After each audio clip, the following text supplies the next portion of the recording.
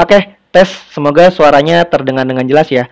Halo teman-teman semua, di video ini saya akan ngebahas bagaimana cara analisa dan juga evaluasi data dengan objective engagement, yaitu ketika teman-teman beriklan dengan tujuan direct orang langsung ke WhatsApp, ke DM, atau ke Messenger. Nah, sebelum saya mempraktekkan untuk evaluasi datanya, ada beberapa poin yang perlu saya sampaikan nih teman-teman semuanya. Apa aja? Ada 3 poin. Yang pertama, teman-teman harus fokus ke tujuan testing. Jadi ketika kita beriklan, kita harus tahu nih tujuan iklan kita tuh mau apa. Mau testing konten, testing audience, atau testing yang lainnya. Itu yang pertama. Yang kedua, disiplin dengan KPI yang sudah ditetapkan. Jadi sebelum beriklan, kita harus punya KPI teman-teman. Dan kita harus disiplin dengan KPI yang kita buat. Karena kalau kita nggak disiplin, biasanya iklan itu bakal makin mahal dan efeknya iklan kita jadi boncos. Seperti itu. Yang ketiga, kita akan ngambil tindakan. Jadi setelah kita dapat output secara data, kita bakal ambil tindakan. Biasanya sih ada 3 ya. Yang pertama, matiin iklan kalau memang secara data dan analisanya itu nggak bagus. Yang kedua, nurunin budget kalau memang pertimbangannya ini iklan bakal berpotensi jadi bagus lagi. Karena iklan itu fluktuatif ya teman-teman ya. Dan yang ketiga, scale atau naikin budget. Biasanya data ini kalau memang secara data iklannya ini udah bagus banget lah. Jadi kita harus naikin budgetnya. Nah, ini saya mau ngebahas tentang KPI. Jadi KPI itu penting banget ya teman-teman ya. Kalau misalnya teman-teman mau ngiklan, pastikan harus punya KPI dan harus disiplin selanjutnya. Kalau saya biasanya itu rumusnya bikin oret-oretan dulu, nanti jalanin iklan. Kalau memang secara data, oh ini ternyata sulit tergapai, sulit tercapai, ya udah saya coba naikin standarnya karena memang setiap brand, setiap produk itu target KPI-nya beda-beda. Biasanya faktornya adalah produknya sendiri. Kalau produk premium ya target KPI-nya agak sedikit tinggi. Kalau produk-produk retail ya menengah ke bawah seperti itu. Ini contoh kalau untuk produk-produk retail ya. Kalau saya dengan budget iklan 200.000, saya targetin dapat 20 chat, 15 sampai 20 chat. Gampangnya 20 chat ya teman-teman ya. Nah, dari 20 chat ini otomatis dapat closingnya itu kan, cost per chatnya itu 10.000. 10.000 yang mana 10.000 inilah yang kita jadikan target KPI nanti ketika di dashboard iklan. Kita harus disiplin dengan angka ini. Kalaupun teman-teman mau kasih toleransi misalnya kasih kesempatan lain, boleh 3 sampai 5.000 itu juga boleh. Misal 15.000 ya. Kalau ada iklan yang dia dapat cost per chatnya 15.000, saya mau tetap lanjutin itu juga nggak masalah karena ini ranahnya ke budgetnya masing-masing.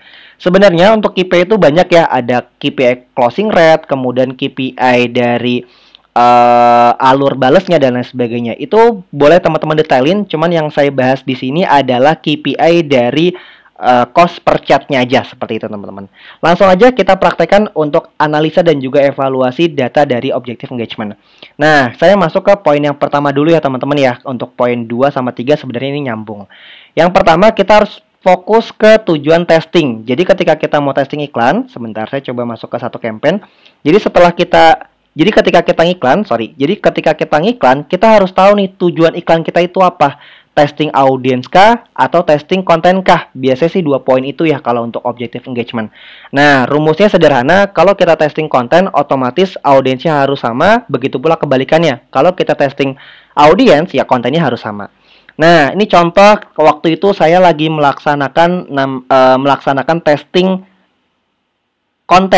testing konten, betul, karena memang audiensnya sama ya. Ini saya coba maksimum ya teman-teman ya, supaya ada datanya. Walaupun ini nggak ada data yang jalan kemarin, setidaknya ada gambaran ya teman-teman ya. Saya coba scroll ke bawah ya. Oke. Saya coba klik.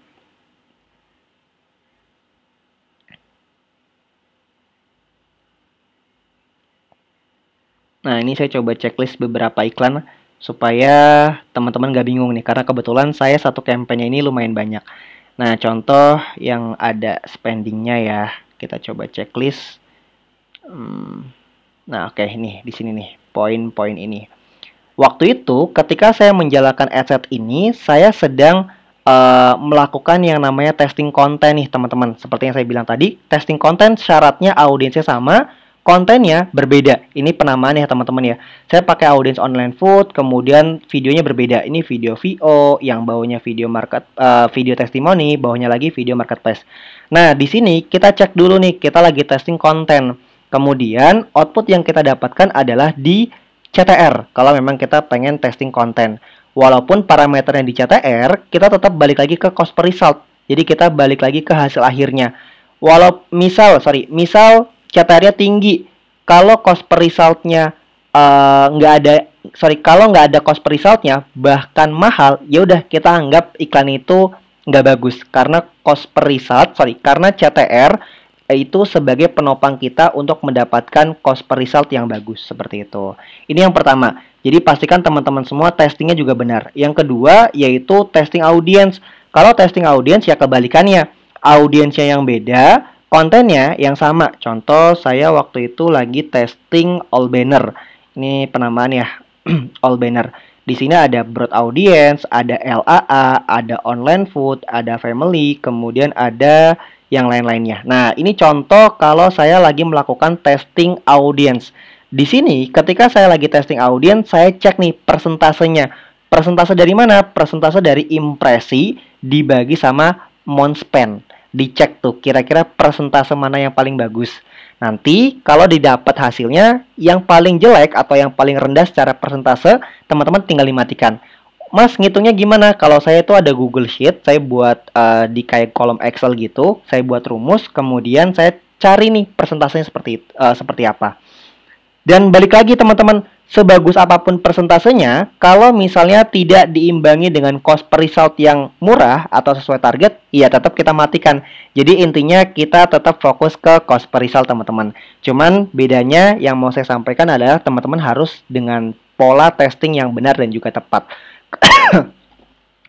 Oke, kita lanjut ya. Jadi untuk secara keseluruhan, CTR sama persentase impresi ini hanya sekedar penopang untuk mendapatkan cost per result yang murah.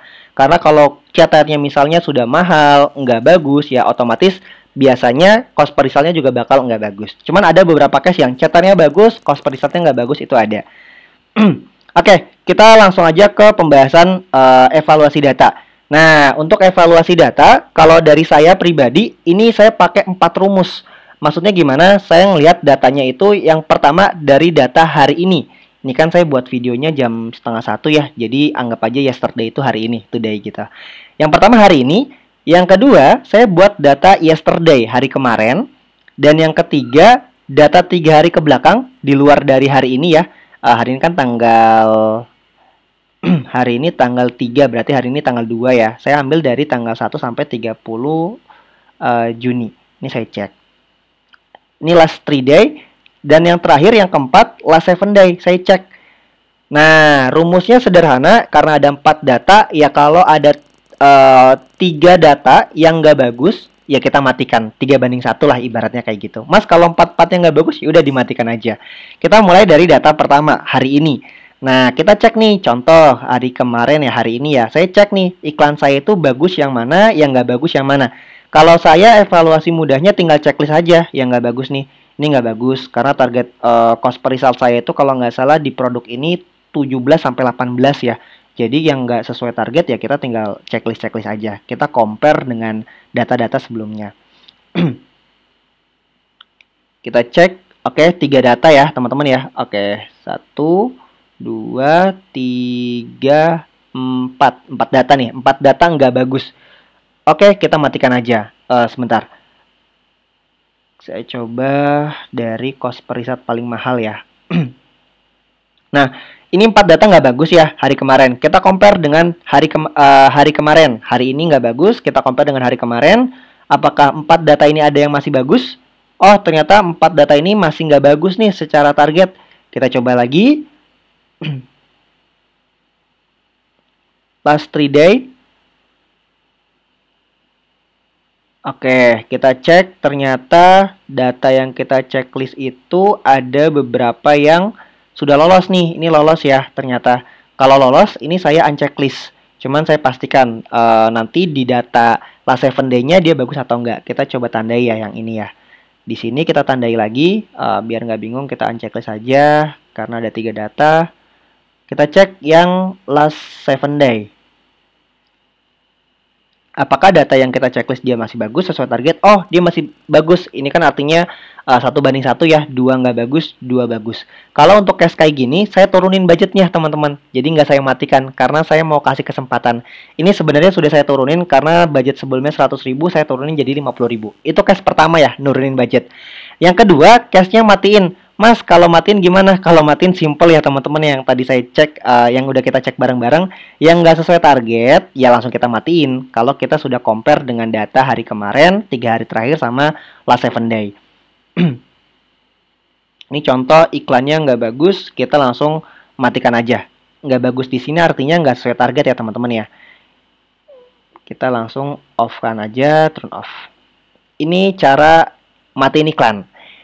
Jadi tidak sembarang matiin iklan ya teman-teman ya. Jadi kita perlu bahan pertimbangan apakah iklan tersebut mau dinyalakan atau diturunin secara budget. Nah, yang ketiga, naikin budget. Kalau naikin budget cukup mudah kebalikannya. Di sini teman-teman tinggal cek aja. Sebentar, ini kayaknya koneksi. Oke, aman ya. Saya coba refresh. Kalau untuk naikin budget cukup mudah, kebalikan dari matiin. Tinggal kita cek aja. Hari ini, hari kemarin, 3 hari ke belakang, yang bagus yang mana? Kalau untuk naikin saya nggak cek last 7 day ya. Jadi benar-benar murni yang hari itu kemarin sama last 3 day-nya masih bagus. Kita coba cek nih. Hari ini yang paling murah itu yang ini nih, misal. Kita coba checklist ya teman-teman ya. Kita coba checklist. Oke, kalau nggak kita langsung aja scale. Kita coba cek ya yang ini, yang paling bawah. Dia paling murah. Kita cek hari kemarinnya.